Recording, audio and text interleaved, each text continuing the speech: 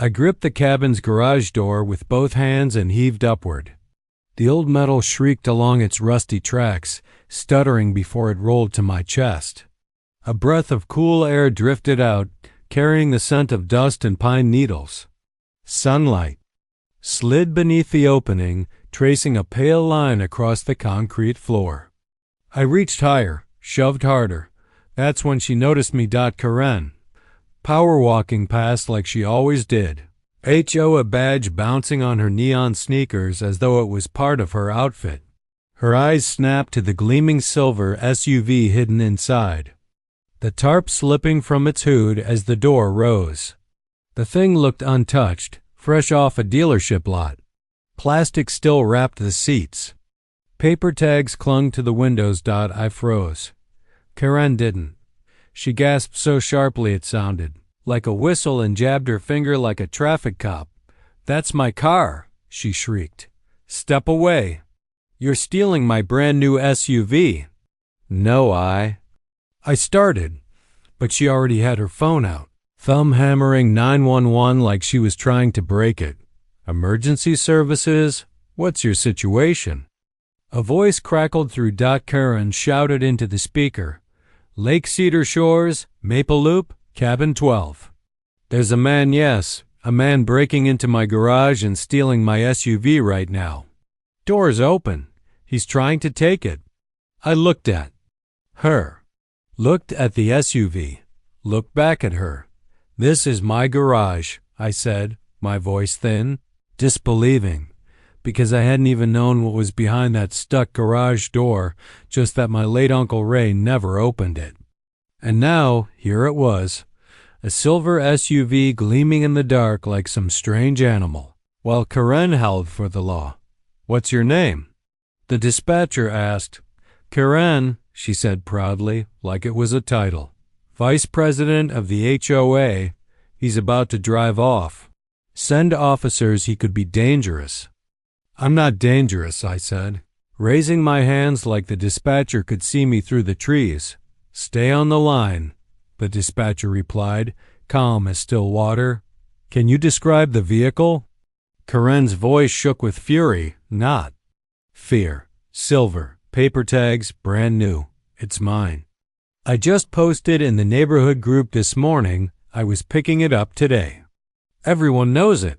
My pulse kicked. "Today? Picking it up today? Then how was it already sitting in my uncle's dusty garage?" "Units are en route," the dispatcher said. "Do not engage." Karen smirked like she'd just set off fireworks. Neighbors slowed on the street. A kid on a bike stopped to stare. The SUV sat in the shadows, silent, ribbon tossed on the passenger seat, dealership tag swinging from the mirror. "Step away from the car," Karen barked. "Don't touch a thing." I backed up, bumping the door until it rattled halfway down, then jammed on the track. My chest burned. My uncle had passed in March. I'd only arrived last night, bringing nothing but a backpack, a cooler, and memories of childhood summers. There'd never been a shiny SUV in those memories, just a canoe with holes and jars of fireflies. Karen edged onto the gravel, sneakers sinking in. "Everyone record this." She shouted to the onlookers. "He's stealing my car. This is what happens when strangers take over our lake." "I'm not a stranger," I snapped, heat rising. "Name's Jake Miller. My uncle owned this cabin 30 years. He left it to me." "This is my garage," Karen sneered. "Show me a deed." "And even if the garage is yours, the car is still mine." "How?" I asked, barely breathing. She ignored me, talking instead into the phone. "Yes, I'm safe. I'm watching him closely.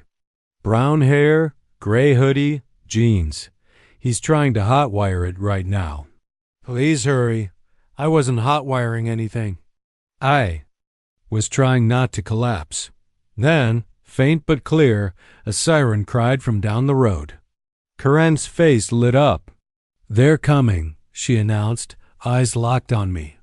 The garage door creaked another inch lower. The paper tag fluttered. My head spun until I saw it. On the workbench, tucked against a coffee can full of bent nails, sat a long cardboard envelope. My name scrawled across it in my uncle's blocky handwriting. Jake, open when ready. The siren grew louder, flashing lights just around the bend. The crowd had their phones up. Karen's smile burned bright, victorious. I took one slow step toward the envelope. Don't you move. She barked, but I reached anyway. And everything that came next blurred, the blue lights, the loudspeaker, the shouts. But before all that, before the law arrived, you need to know how this day really began. The night before, when the sun slid behind the trees and the lake turned cold steel, I'd pulled into the drive. Uncle Ray's name still clung to the faded mailbox. The cabin stood unchanged. Brown wood, green roof, crooked porch swing, and a wind chime that only sang when forgotten. I cut the ignition and just sat there for a moment, staring at the cabins. Dark windows. Silence pressed in, the kind I hadn't felt in months. The past year had been nothing but hospital corridors and stacks of paperwork, not for me.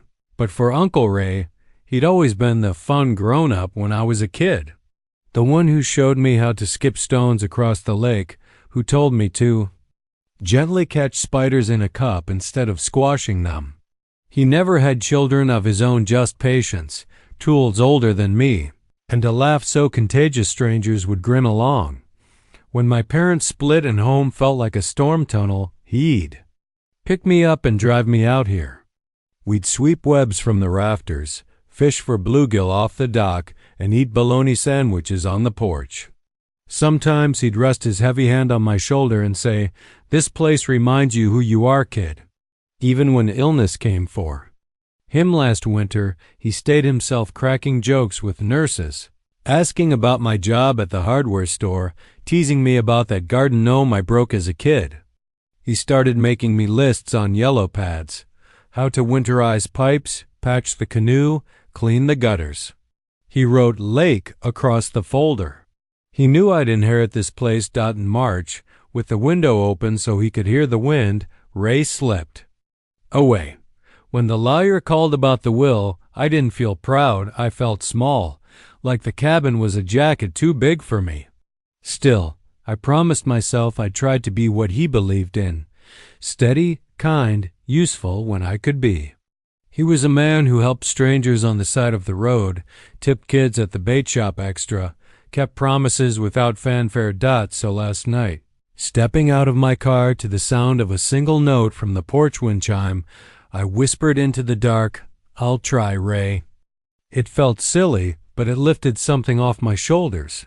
Inside, the cabin smelled the same as it always had: cedar, dust, and a faint echo of campfire smoke.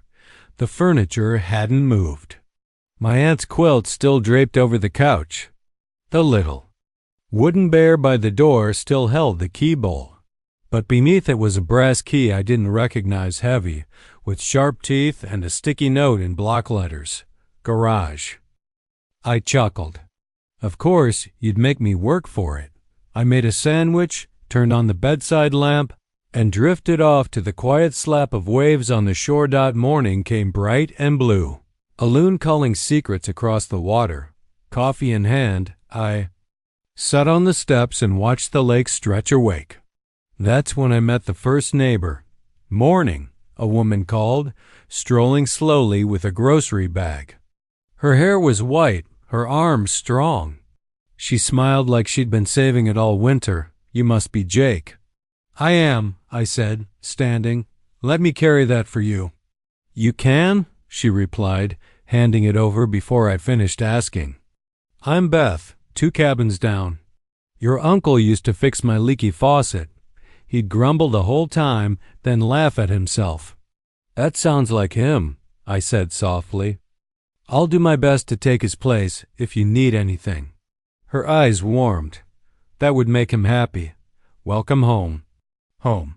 The word hit me hard. After breakfast, I took a walk around the loop to see what had changed. The lake was the same. The minnows flashing in the shallows, the pine shade, the quiet. A couple kids fished, bragging about a bass that nearly snapped their line. A man in a ball cap waved, asked if I knew a trick for raccoons in the trash. I told him Uncle Ray's method bungee cords and a brick. He laughed, promised to try it. Then I met her. Karen. She was crouched in her yard, arranging stones around her flower bed with the precision of a general. She straightened when she saw me, tapping the shiny badge pinned to her shirt. I'm Karen, Vice President of the Lake Cedar Shores HOA, she announced like a sheriff in an old western. Where? Glad someone's using Ray's place. He kept it cozy. Hi, I'm Jake, I said.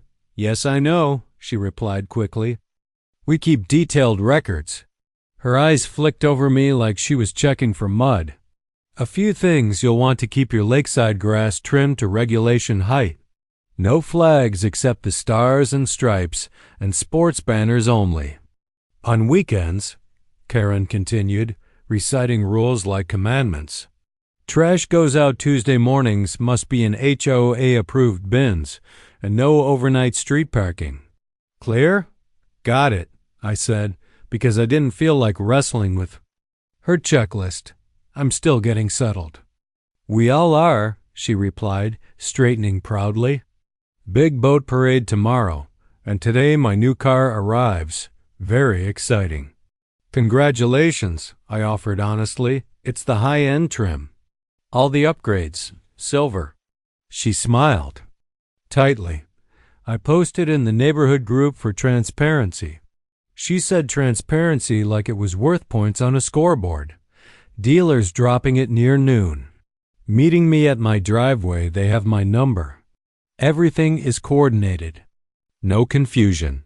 Sounds good, I said. Karen squinted at my garage. That door even work? Not yet, I admitted. But I've got the key.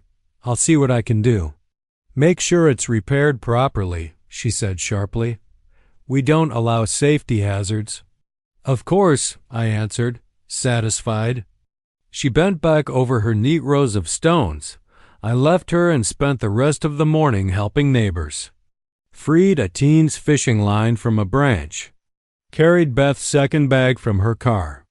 Picked up a grocery list from Mr. Harold. A retired firefighter nursing a bad knee promised him I'd grab milk in town. Being useful felt good. Uncle Ray would have approved. By late morning, the sun burned bright and the lake hummed with boat engines. Time to face the garage. I gathered oil, the old ladder, and the grit you need for stubborn jobs. The door fought me at every turn. I greased the rollers, hammered a dent from the track, retreated when a wasp flew out angry, then tried again. Come on, I muttered like coaxing an old friend. Show me what you've been hiding. Finally, with a sharp clunk, the wheel hopped onto the track and the door groaned upward. My chest swelled with pride. The brass key slid perfectly into the side lock, bolt snapping free as though waiting all along. I crouched, gripped the handle, and lifted the moment the tarp slipped. From the hood, my brain short-circuited. I'd been bracing for a canoe, maybe dusty crates. Instead, a brand-new silver SUV, ribbon on the seat, plastic on the floor. That unmistakable factory-new smell rolling out like a dealership showroom. Light poured in as the door rose higher, and I stood frozen, dumb as a fish. Then footsteps on gravel. Neon sneakers. Karen's voice slicing the air, and just like that, we were back at the beginning. Everything that followed came fast, like hard rain. Karen shouting my description. Neighbors filming. The kid on the bike whispering into his phone. Dude is stealing a car right now. I wanted to scream I'm not, but my throat locked. I wanted to drag the SUV into the light, search the glove box, find a note that made sense. I wanted Uncle Ray to step out of the shadows like he always did, saying, Easy, kid. We'll sort it with kindness first. Instead, the universe sent police cruisers. The first squad car roared in, tires spitting gravel, red and blue flashing across the pines. A second car followed tight behind. Doors slammed. 2 officers emerged, steady faces, hands close to their belts. "Sir, step back." "Hands where we can see them," the taller one boomed over a loudspeaker. "Do not reach for anything." My arms shot up like balloons. "Okay," I shouted, trying to sound steady, not frantic. "Okay, I'm stepping back." "Thank you, officers." Karen's voice cut across mine, sharp and triumphant. She stabbed her finger at me. "That man broke into my garage and is stealing my SUV. It's brand new. I have the purchase papers. I even posted about it. This is my garage." I blurted the only words my brain could find. "I'm Jake Miller." "My uncle, Ray Miller, he left me this cabin." I just opened the door. "I don't know why this car is here." "Sir, keep your hands up," the tall officer commanded, calm but firm. He was close enough now that I could read his badge. Thomas. The second officer, a woman with her blonde hair tied in a sharp bun, stepped forward. Officer Murphy swept, her eyes over the scene, absorbing every detail: the SUV with its paper tags, the cluster of neighbors filming, Karen's blinding sneakers, my raised hands. "We'll get this sorted," Officer Thomas said steadily. But Karen wasn't finished. "I want him arrested," she demanded, her voice quivering with anger. "Right now." "This is exactly why we have rules." "Ma'am, we'll be taking statements," Thomas replied. "Step back to the road, please." Murphy added, her tone calm, like a lake gone still. Karen didn't retreat. She edged closer, finger stabbing at the SUV. "That's my car," she said again. But this time her voice cracked, soft and pleading. "Please, it's mine. I've had such a hard year." For just a flicker, I saw her not as the HOA enforcer, but as a person, someone reaching for something bright after a stretch of dark. My chest loosened a notch, and my uncle's words echoed. In my mind, "Kindness first, kid." I swallowed and spoke carefully. "Ma'am, I don't want your car. I don't want trouble. I'm just as confused as you. My uncle passed in March. This is my first full day here. If there's been some mistake, I want to fix it." Karen blinked, almost softened, as if the word uncle reached her. But then, the thief's trying to cry his way out. The kid on the bike whispered into his phone. The moment slammed shut. Thomas stepped closer, voice calm but firm. "Sir, we're going to walk you up the driveway. Keep your hands where I can see them. We'll talk this through." "Okay," I said quickly. "Any weapons?" "No, just a pocket knife in the kitchen, not on me." "Good. Hands high." Step by careful step, I backed away from the garage. Even the onlookers shuffled back as if tied to invisible strings. Murphy moved toward the SUV, leaning in to check the window sticker. "Temp plate. Issued yesterday. Henderson Motors." Karen snapped her fingers like she'd cracked a code. "That's my dealership, see? Proof." Murphy shaded her eyes, peering through the glass. "Paperwork on the passenger seat.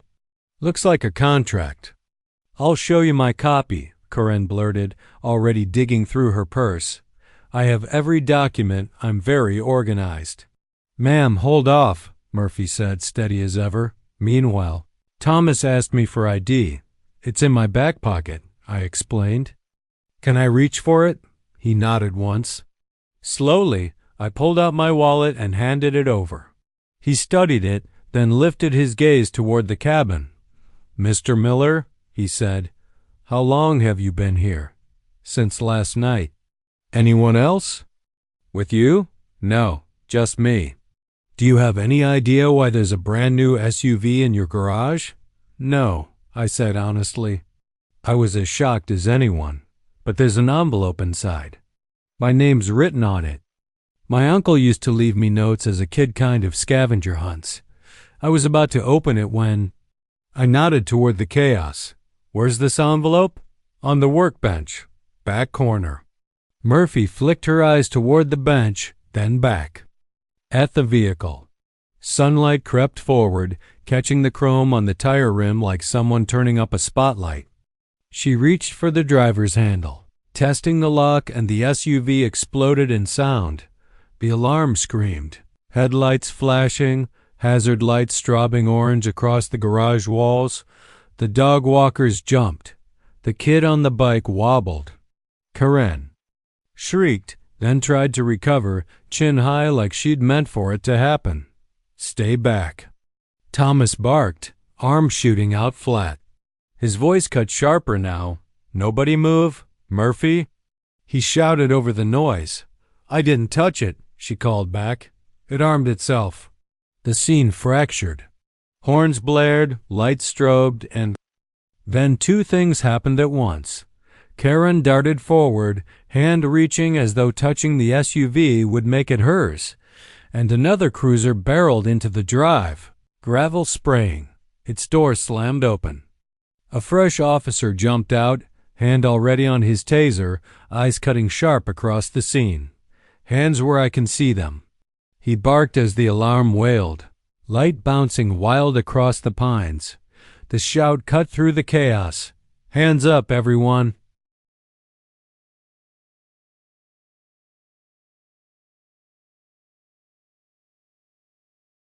Karen froze mid-reach. The kid on the bike threw his arms skyward like it was some wild ride at a carnival. Down the block, Beth stepped onto her porch, hand over her mouth. Even the air seemed to hold still. I couldn't hear my own breath like. The whole world was waiting. Then the new officer's eyes locked on the workbench. The brass key. The envelope with my name. Karen's hand, inches from the locked SUV door. But he wasn't pointing at us, he was pointing higher. I followed his finger. The garage door. The old track rattled with the alarm's vibration, the half-fixed roller slipping loose. The entire slab of steel leaned like a nightmare in slow motion, tilting over the shiny SUV and Karen's trembling arm. Out, now! Officer Thomas bellowed. The screech of tearing metal drowned out his words. The door gave way, slamming the concrete like thunder, splitting the ground in half. Dust erupted, stinging eyes and throats. The SUV took the blow, its perfect surface scarred in one brutal line. Karen's cry was half scream, half sob. Her prize had crumpled in seconds. Alarms still howled, lights strobed across walls, neighbors filmed on their phones. And I just stood there with my hands in the air, frozen, stunned. I had come here to clear gutters, sweep cobwebs, breathe. Instead, I was in the middle of a scene no one would believe. That's my car, Karen wailed, jabbing a finger at me. He planned this. He dropped a door on it. Arrest him. Every face swung toward me. What? My voice cracked. I didn't touch anything. I was over here the whole time. Officer Thomas lifted his hand, trying to impose order over the chaos. Everyone stepped back. The crowd shuffled. The kid rolled his bike backward, whispering, "Oh man. Oh man," like a kid watching the wrong movie. Karen's arms folded tight, rage and panic flashing in her eyes. Murphy crouched by the SUV, checked the damage, and straightened. "It's drivable," she said evenly, "but the roof and hood badly hit." Karen groaned, the sound of someone watching a dream collapse. Finally, Thomas turned to me, his tone sharp but not hostile. "Mr. Miller, start from the beginning. Why is there a brand new vehicle in your garage?" I felt heat rise in my neck. "I told you already, I don't know. I arrived last night, found a key on the counter, opened the garage this morning. And it was here, first time I even saw it." "Whose name's on the paperwork?" Murphy asked. "Mine." Karen snapped before I could speak. "It's mine.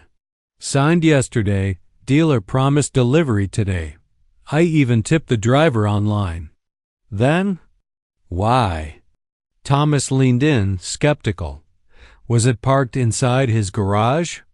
Karen's mouth opened, then shut. Finally, she stabbed her finger at me again. "Because he took it." He must have dragged it in, locked the door, and was waiting to sneak. Later, anger boiled up in me for the first time. That makes no sense. Why would I hide it in my own garage if I was stealing it? Why not drive it away or sell it outright? Karen blinked at me like she didn't want to hear the words at all. Enough! Thomas cut in, his voice cracking through the tension. Paperwork. Officer Murphy said, slicing through the chaos like a blade. Karen's hands trembled as she yanked a folder from her purse. She fumbled it open, slapped the stack of documents against her palm, and shoved them forward. The officer took them, stepped aside, and began to read. At that exact moment, the garage alarm sputtered and died. The silence that followed felt enormous, like someone had sucked the air out of the world. From the dock, you could just barely hear the lake lapping against the posts. A lone bird sang twice, as if uncertain what had just happened. Murphy scanned the retail contract, then looked at me. Then back at Karen. "Ma'am," she said evenly, "this show's delivery is scheduled for noon today." "Yes." Karen jumped in quickly, latching onto the words. "Exactly today." "And it's here now." The officer lifted a brow. "It's 10:30. Karen blinked, faltering. "Well, maybe the driver came early." I cleared my throat. "Or maybe." "There's something we're missing," I said carefully. Even in my confusion, something about this was gnawing at the back of my mind. Murphy turned toward me. "You mentioned an envelope?" "Right there." I pointed to the workbench, with my name on it. In my uncle's handwriting. She picked it up, dust clinging to her fingers. She tore it open with deliberate care, unfolded. A single sheet, and read. Her lips twitched as though caught between a smirk and a frown. "What does it say?" I asked. Her voice carried clearly in the stillness. "Jake, if you're reading this, the garage door must have finally forced you to fix it about time. As for the shiny ride inside, it's no mistake. It's yours. Call my lawyer before you drive it. He'll explain. Ray." My stomach hit the floor. Karen's face drained to the color of wet cement. Neighbors leaned in, pretending not to listen but hungry for drama. "For him?" Karen's voice cracked. No, that candy doesn't know. But Murphy was already tucking the letter back into the envelope as though it were evidence. "Ma'am," she said calmly, "until we verify this with the lawyer, it might be best to hold back on more accusations." Karen opened and closed her mouth, but nothing came out. I just stood there, dazed, the battered SUV sitting between us like some absurd referee. My uncle had left me the cabin. And maybe this car too. But why? Before I could gather my thoughts, a sleek black sedan rolled into the driveway. A man in a suit stepped out, sunglasses on despite the clouded sky, briefcase in hand. His presence shifted the air immediately. He shut the car door slowly, deliberately, like someone used to being watched. The briefcase swung at his side as if it carried something fragile. Gravel crunched under his polished shoes. "Are you from the dealership?" Karen snapped, arms folded, her voice still jagged with anger. "Did you see what he did to my car? That thief destroyed it." The man didn't even glance her way. He stopped near the scarred SUV, removed his sunglasses, and locked eyes on me. "Jake Miller?" His tone was calm, steady. I nodded, my throat dry. "I'm Grant Walters, attorney for the late Raymond Miller, Uncle Ray's lawyer." My insides twisted. The officers exchanged looks. Officer Thomas shifted, then said, "Sir, maybe you can clarify why this vehicle was here before anyone called it in." Grant nodded. "That's exactly why I came. Mr. Miller left me instructions before he passed. I was told to arrive today. When Jake first opened this garage, he faced me again. Raymond wanted this handled in person." Karen hissed. "Handled? What's there to handle? That car is mine. Mine. I paid for it."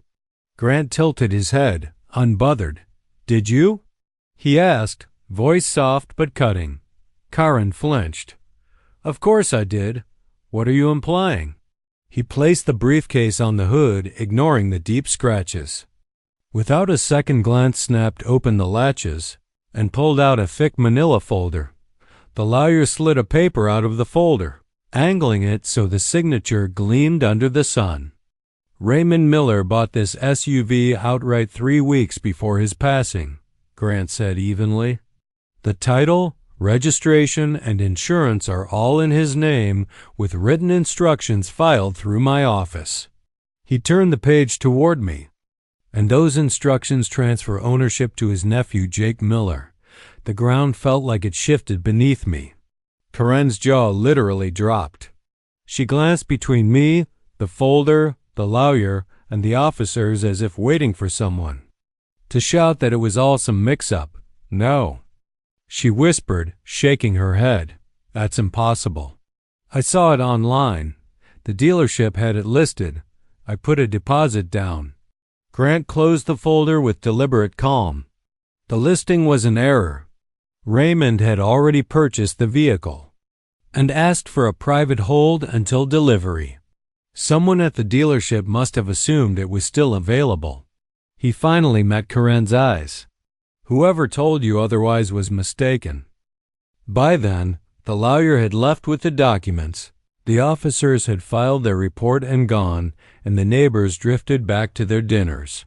But my gut told me this was far from over. I spent the next hour hauling the twisted garage door panels to the side, sweat soaking through my shirt. By the time stars began piercing the sky, the SUV sat under a green tarp, the tools stacked neatly on the porch for tomorrow's repair job. I grilled a burger on the back deck, eating to the chorus of crickets. I tried to settle into the piece. I came here for, but it didn't stick, because that's when my phone buzzed. One message from an unknown number. Enjoy the car while you can. No name. No explanation. And in the darkness beyond the tree line, I swore I heard footsteps crunching on gravel. I froze, burger half eaten in my hand. The night had gone unnaturally still. The crickets and frogs had stopped. My pulse hammered as the sound came again. Slow, deliberate steps. Hello? I called, voice sharper than I meant. No answer. I grabbed a flashlight, sweeping its beam across the pines. Nothing. The forest looked ordinary, but I knew what I'd heard. Then, just as my breath started to steady, a car door slammed somewhere down the road. Too close for comfort, I stayed on the porch until the food went cold, flashlight heavy in my grip, listening for anything else that never came. Eventually, I locked every door and window, something my uncle had never bothered with. He always said this lake was safe, but Uncle Ray had never dealt with Karen or anonymous threats in the night. Sleep came slow, haunted by dreams of faceless shadows moving through the trees. When dawn finally broke, it felt like a rescue. I brewed strong coffee, forced down a slice of toast, and dragged myself to the garage. The broken door lay in a heap like a corpse at the edge of the drive. The repair service couldn't come until Monday, too busy. So I decided to board it up with plywood for now, keep the cabin secure, and, maybe more importantly, keep Karen from having another excuse to come knocking. By midday, sweat stung my eyes as I drove the last nail into the plywood. The SUV sat hidden under its tarp, like a secret I hadn't asked to carry. I stepped back to take in the patchwork repair, only to notice her. Karen. She was across the road, arms crossed, phone in hand, staring at me like a hawk sizing up prey. I exhaled. Morning, Karen. Nothing. I'm doing what you asked, I said, gesturing toward the boards. She tilted her head but didn't smile, didn't move, didn't blink. Finally she spoke. You should have left when you had the chance. My chest tightened. What's that supposed to mean? But she was already turning away, disappearing without another word. The unease followed me into the afternoon. though I tried to drown it out with errands in town. I waved to Beth on her porch. Helped old Mr. Harold carry groceries up his steps. Normal things. Things that made me wonder if maybe I was just imagining the tension. That illusion shattered the moment. I pulled back into the driveway at sunset. Spray. Paint. 3 huge red words covered the plywood boards I'd nailed up. Thief, get out. The paint dripped like blood in the fading light, and then I saw it, someone standing at the tree line, half hidden in shadow. Watching me. My throat went dry. I blinked, and the figure was gone, swallowed by the woods. The words glared back at me, still wet, mocking. My fists clenched tight. The phone buzzed in my pocket. Unknown number. Take the car. Or else. Another notification. This one from Grant Walters, the lawyer. Jake, things are getting worse. Call me immediately. It's time you knew the truth. My fingers shook as I dialed. He picked up on the second ring like he'd been waiting. Grant, someone just vandalized my garage. I know it's Karen. I know, he cut in, his voice low. This is beyond her now. Jake, listen carefully. This isn't just about the cabin or the car. It's about something much bigger, and your uncle's will.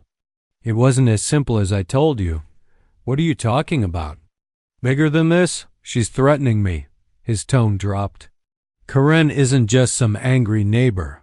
She's tied to something dangerous. And it's all connected to the lake. The bottom seemed to fall out of my stomach.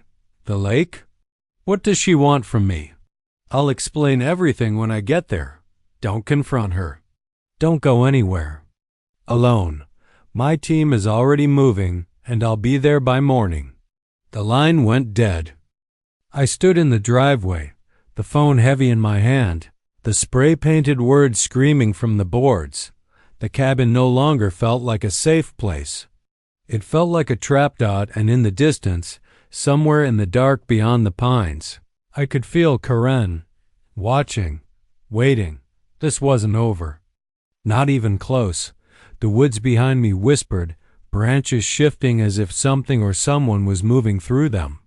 I couldn't see anything, but my instincts pulled me toward the old dock. Each step I took was deliberate, careful, but the weathered boards still groaned under my weight like they were protesting being disturbed after so many years. The lake stretched out beneath me, black as ink, swallowing the moonlight and scattering stars across its surface. I leaned against the railing, staring at the ripples, wondering what exactly I was doing here. Why had my uncle chosen me to inherit this cabin? Why leave me the keys to a covered SUV and the burden of secrets I wasn't prepared to carry? For a moment, the quiet wrapped around me, deceptively calm, almost enough to convince me life could go back to normal. And then it came a low, guttural growl from the shadows behind me. My heart lurched.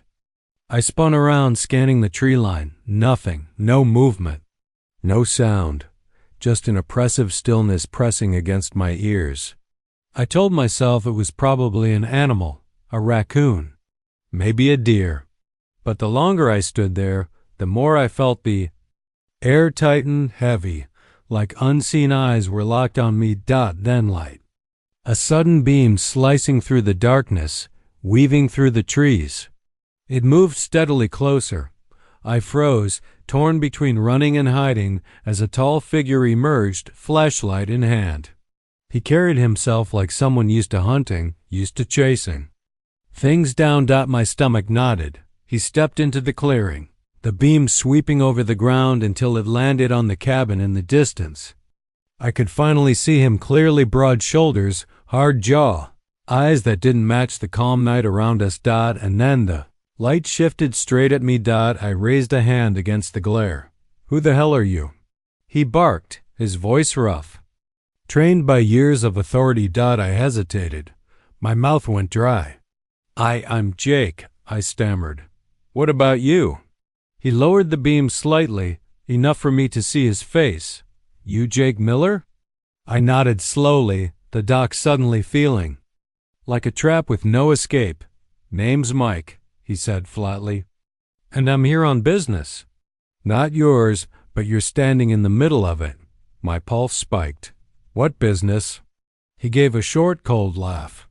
"Let's just say I'm tracking someone who doesn't want to be found. And you, Jake, you're right where I need you." "I don't know what you're talking about," I said, forcing my voice steady. "I only got here a few days ago. I'm just fixing up the cabin." His eyes narrowed, cutting into me. "That car you've got hidden under the tarp? It's not just a car. It's a piece of something bigger. And now, like it or not, you're tangled up in it." I shook my head. "I didn't bring it here. I don't even know whose it is." Mike stepped closer, the light grazing across his scarred jaw, his gaze never blinking. "Listen, kid," he muttered, voice low and sharp. "There's no such thing as coincidence. Start poking around in things you don't understand, and people like Karen won't let you walk away. They'll drag you into their game, and you don't get to choose the rules."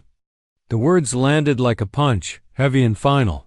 "Stay out of this," he warned, his tone dark, edged with something almost like pity. "I'm giving you one chance. Walk away before it consumes you." Then, without waiting for a response, he turned, flashlight beam vanishing back into the trees.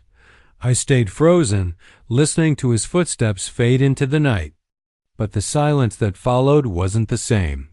It was thicker, suffocating, weighed down with his warning. My uncle's cabin, the lake, that SUV, it was all connected to something darker than I'd ever imagined.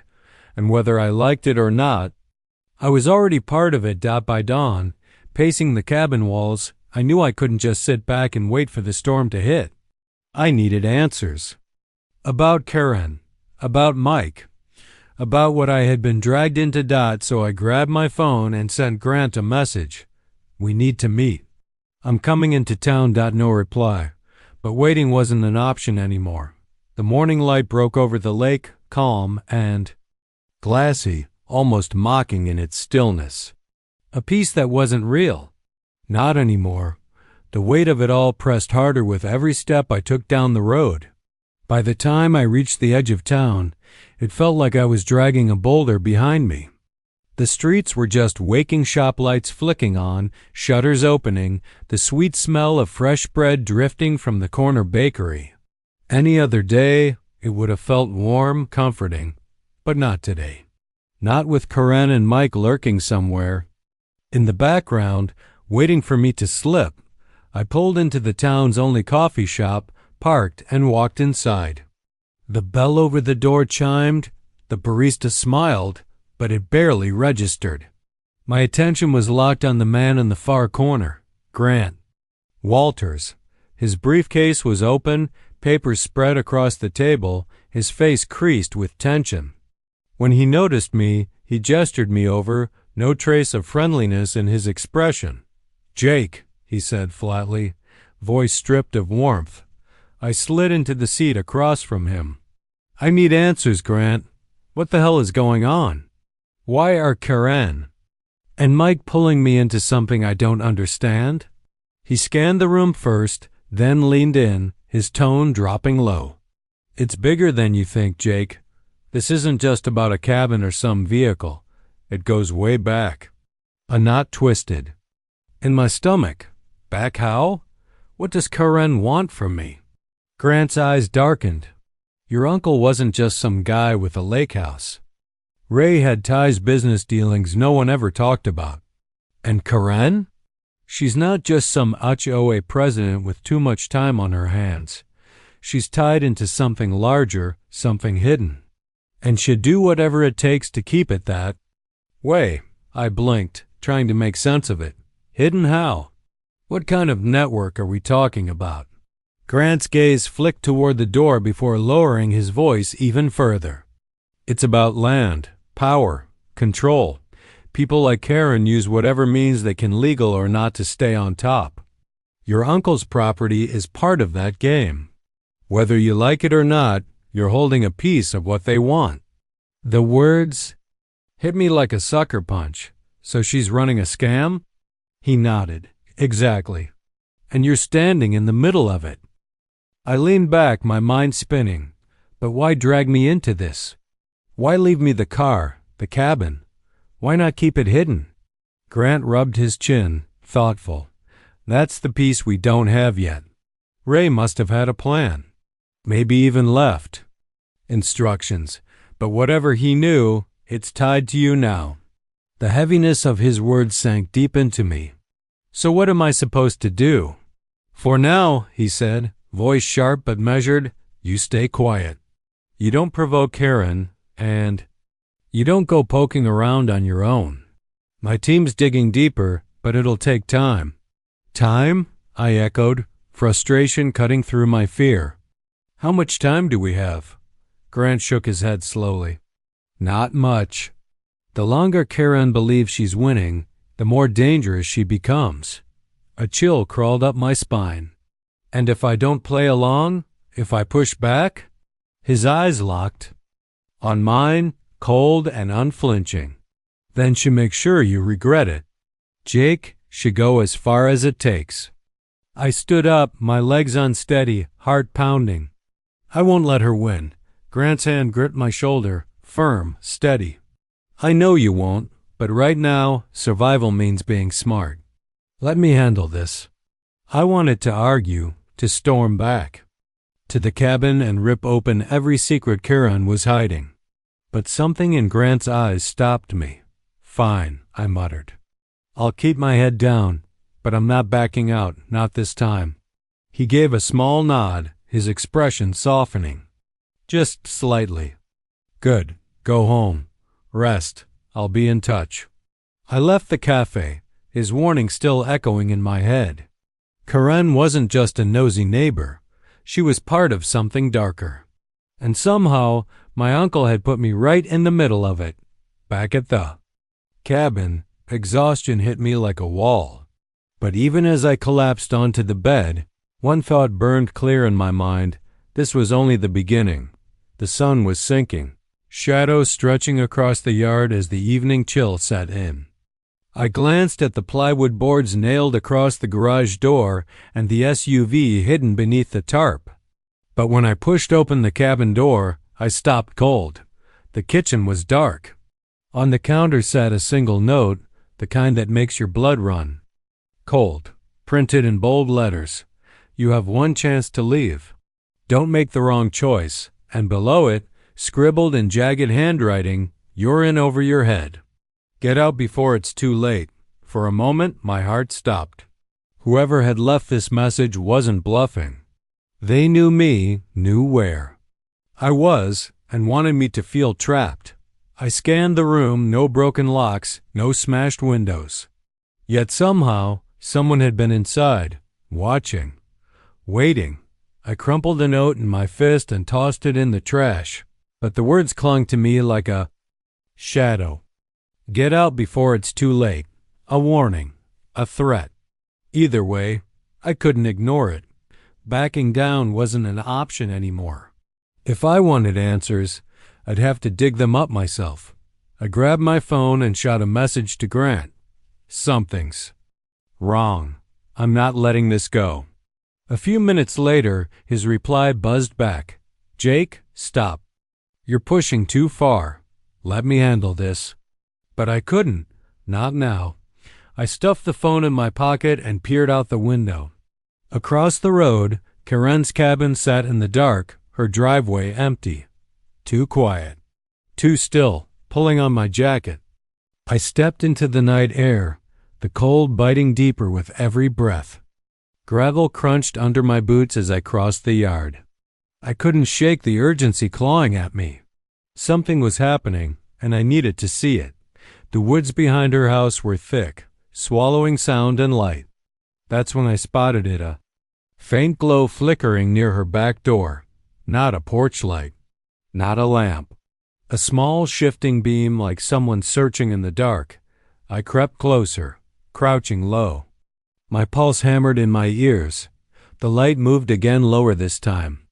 A shadowy figure crouched at the door, their hand glinting with something metallic. I narrowed my eyes. A key. Whoever this was, they weren't breaking in.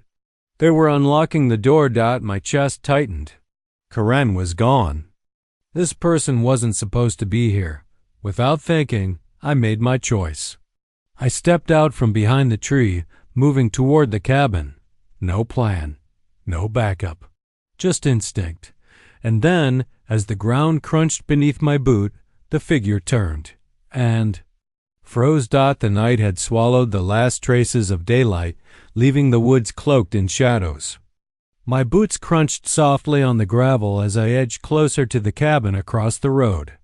Karen's place looked lifeless. No car, no lights, no sign of movement. But something in my gut kept pulling me forward. Then I saw it.